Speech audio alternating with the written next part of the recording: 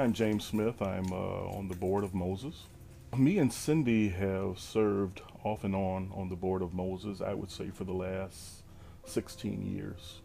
When I first met Cindy, Cindy to me was a very unassuming leader. She's not the type of person that wants to grab the spotlight. She's kind of a background worker, but because of her ability to get things done, it kind of forced her into the forefront. She's represented Moses well in Lansing. She's also represented us well in Washington and also at the White House. So for somebody that likes to work in the background, she was kind of forced to the front, and she's done a fantastic job. My name is Alfred Jones, and I am a member of the Greater Southern Missionary Baptist Church. I've known Cindy Reese for over 45 years. As a matter of fact, we were members of the Greater Southern Missionary Baptist Church, and her family were original members of the church. I joined the church in 1970, and we've been interacting ever since. I would probably describe her in one word, Cinderella. No, that's my nickname for her. I would probably describe her as dedicated. She has been actively involved with the transportation from the city of Detroit and from a regional perspective. I know for the past 50 years they've been trying to get a regional transit authority in southeastern Michigan. But with her help, we were able to get it, and I think it's a great thing. She told this testimony about, her wanting her grandchildren, her children and grandchildren, to be able to have, reasonable transportation in southeastern Michigan. And that's one of the reasons that caused her to really fight for a regional transit authority. And she has worked with the county executive as it relates to land grants and opportunities for amassing land for the citizens of the city of Detroit. In her involvement with the land bank, me and her were on the committee together, and she was very passionate about that, about getting some of this vacant land in Detroit populated and get great uses for it. Got some great results from areas that we didn't think we would get results from. I think she had mentioned she was a little nervous, but when Cindy starts talking, you really can't tell. She just kind of just grabs the bull by the horns and just delivers. Several years ago, Cindy and her husband celebrated their 40th anniversary, and their children and grandchildren put on a play called The Love Story, and it was about Cindy and her husband and their romance and their relationship and their marriage. And the whole family, everyone was there, and it was just so dramatic because the children were dressed up like Cindy and her husband were in the early 1970s. They had the afros and the turtlenecks, and it was just one of the greatest events, and it just showed the children's love for their parents and how much work that they put into it, and it was just such a great dramatic act, and I'm still excited about it. I think she taught a lot of us that even if we feel we're not a leader, if you really care about something and have that certain passion about something, you can develop into a great leader. And that's what I would take away from my learning experience with Cindy.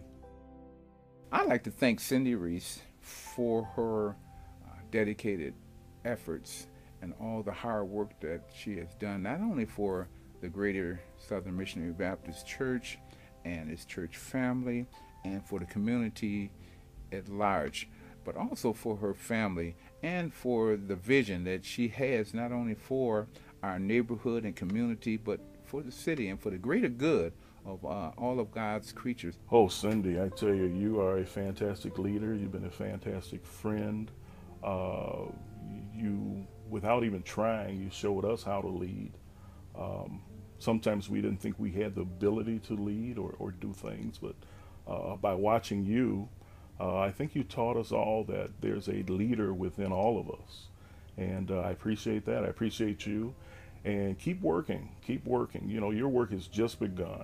I know that word retirement comes up, and I think we do talk about that every now and then, but let's just forget about that, and let's just work, and let's just work for our communities and make them better places to live.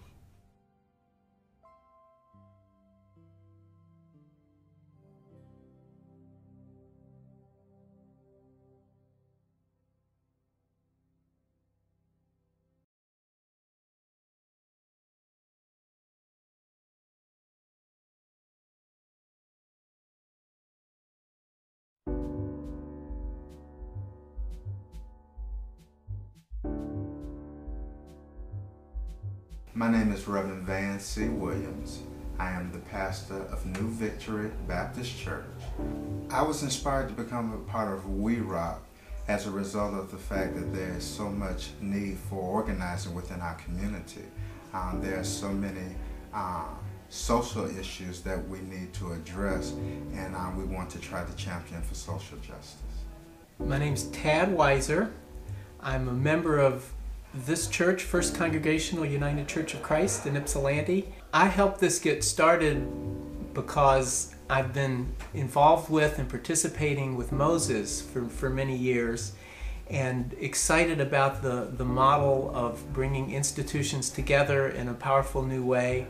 And as I looked around Ypsilanti, Washtenaw County, at all of the issues and problems and attacks that are happening, I decided I wanted some of that here locally as well, and it didn't take long of just talking to a few other people to finding out I wasn't alone in wanting something to happen.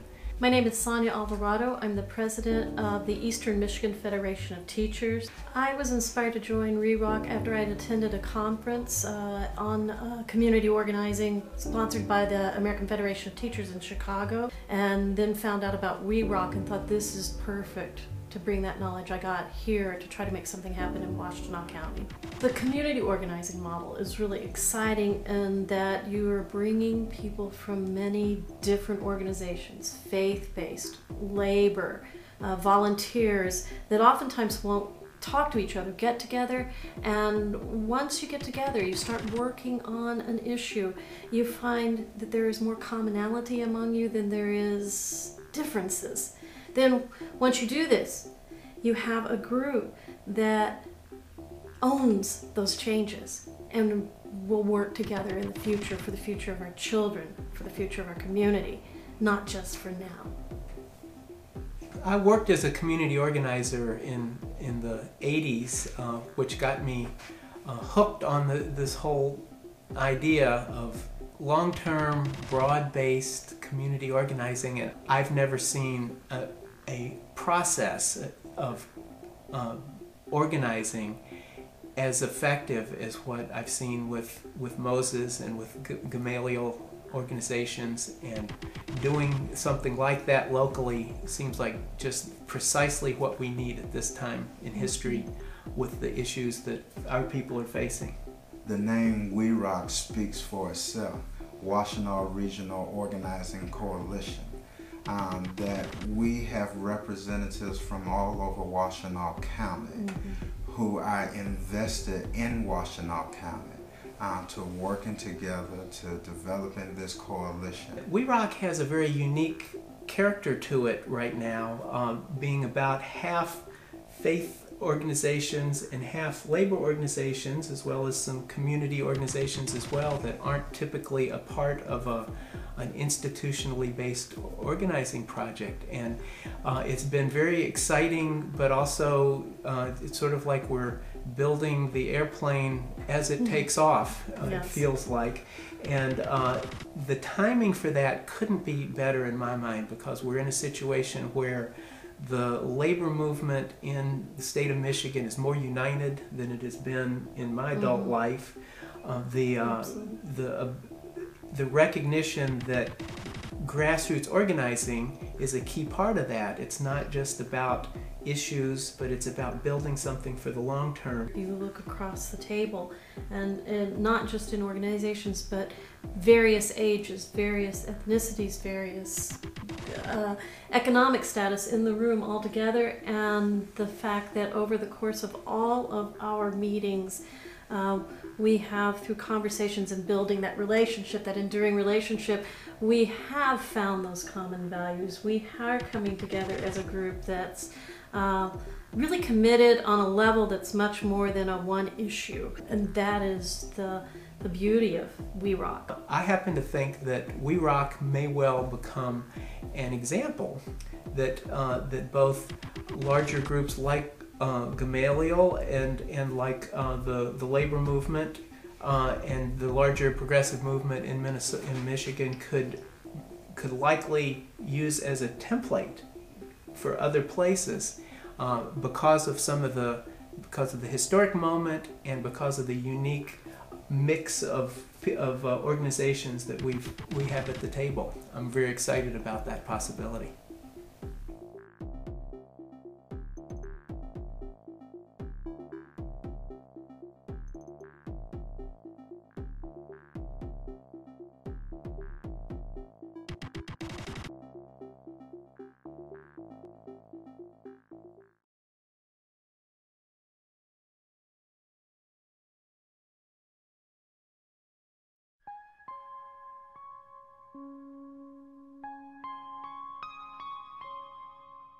My name is Jackie Steingold. I'm a member of Temple Emmanuel.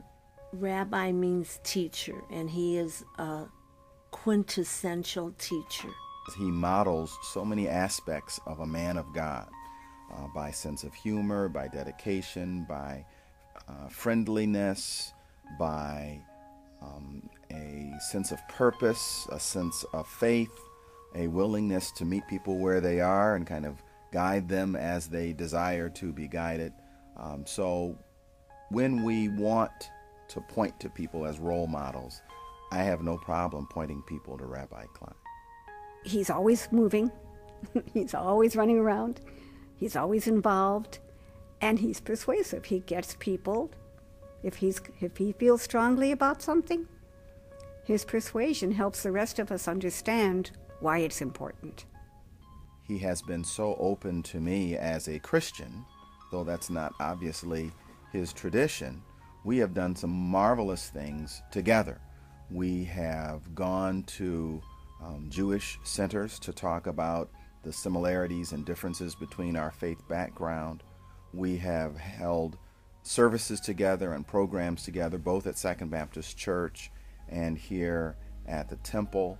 He has played racquetball with me. He's vicious, by the way, on the court, and merciless. We've enjoyed just eating together, talking together. I would describe him as a friend as well as a wonderful colleague. Joe was very much involved in getting the clergy from Berkeley and Ferndale and Oak Park and Southfield together. And I liked that because I'm a Southfielder, and I'm an activist, and I pull people together all the time.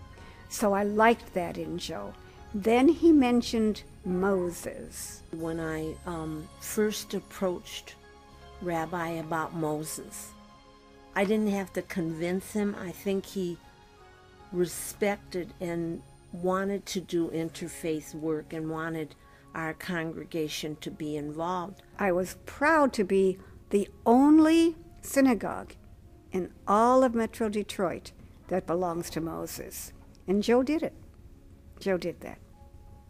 I think the greatest contribution is the fact that when we were working together, we wrote the vision statement for Moses. I think it reflects both his values and mine, the larger values of our communities, the values of faith and the role that faith ought to play in public life. I think that statement both captured the imagination of Moses then and continues to capture what we want to accomplish in terms of congregation-centered community organizing even now and hopefully on into the future. I think it's the most lasting contribution that he has made and that we've made together. Rabbi also plays the banjo, and he plays at services sometimes. He does magic. Once a month we have an early service geared towards children, and he does magic. And when we have picnics, he does magic. So he has the quality of blending humor, intellect, compassion, concern, and efficacy all in one person. Well, Rabbi, I want to thank you for encouraging me at the synagogue. In many ways, you pushed me.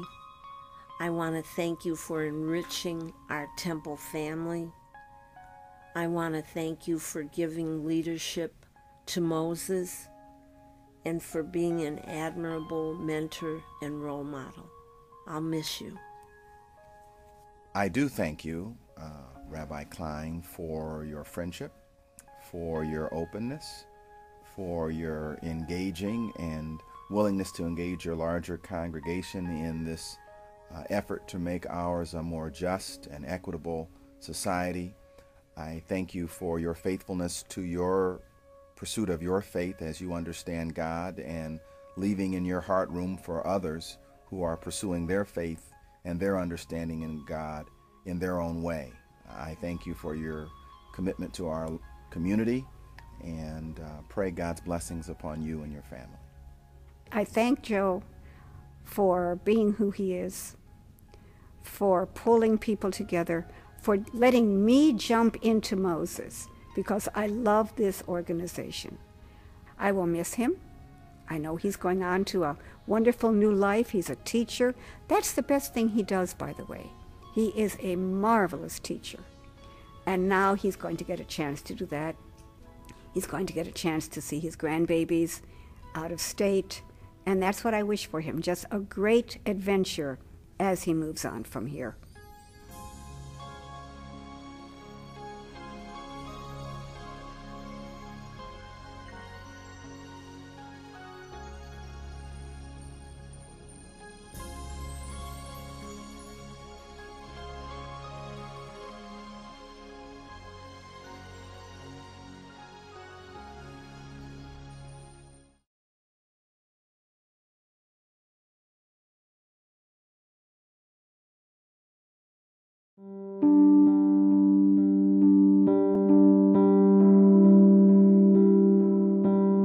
I've known Mary since 1973. Yes, December 1973. Long before I ever met her, I guess I had decided the type of woman that I would want to marry. That all came to me. I was watching some TV show with my family, and there was this young lady who was a Vista volunteer. And I said, that's the kind of woman I'd like to marry.